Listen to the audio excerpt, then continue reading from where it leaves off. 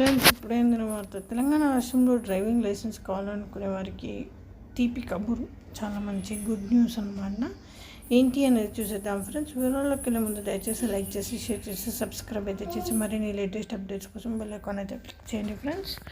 అయితే సాధారణంగా driving licence కోసం ఆర్టీఓ కార్యాలయానికి వెళ్ళి డ్రైవింగ్ టెస్ట్ చేయాల్సి ఉంటుంది. కానీ ఇక్కడ నుంచి ఆర్టీఓ ఆఫీస్కు వెళ్ళాల్సిన అవసరం లేదు. ప్రైవేట్ సంస్థలు డ్రైవింగ్ టెస్టులు నిర్వహించి ఓ సర్టిఫికేట్ జారీ చేస్తాయి. దాన్ని తీసుకెళ్లి ఆర్టీఓ ఆఫీస్లో ఇచ్చి డ్రైవింగ్ లైసెన్స్ను పొందవచ్చు.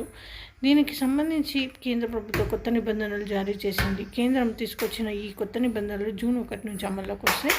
అయితే ప్రైవేట్ డ్రైవింగ్ శిక్షణ కేంద్రం ఏర్పాటుకు కేంద్రం పలు నిబంధనలు పెట్టింది. లైట్ మోటార్ వెహికల్ ట్రైనింగ్ కోసం 1 ఎకరం భూమి ఉండాలి.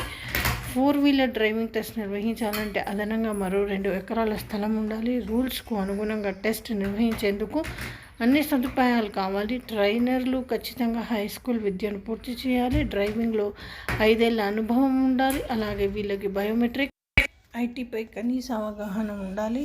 రూల్స్ ప్రకారం ఇలాంటి అర్హతలు ఉన్న ప్రైవేట్ సంస్థలకు డ్రైవింగ్ టెస్ట్ నిర్వహించే అధికారం వర్తించనుంది.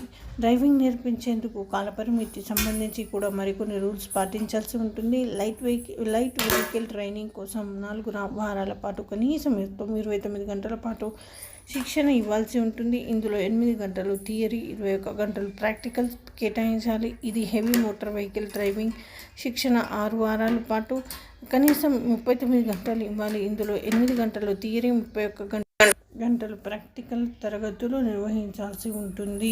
సో ఈ విధంగా వార్తలు అయితే వస్తున్నాయి ఫ్రెండ్స్. ఇది ఒక గుడ్ న్యూస్ అని చెప్పాలి. That's all. Thanks for watching.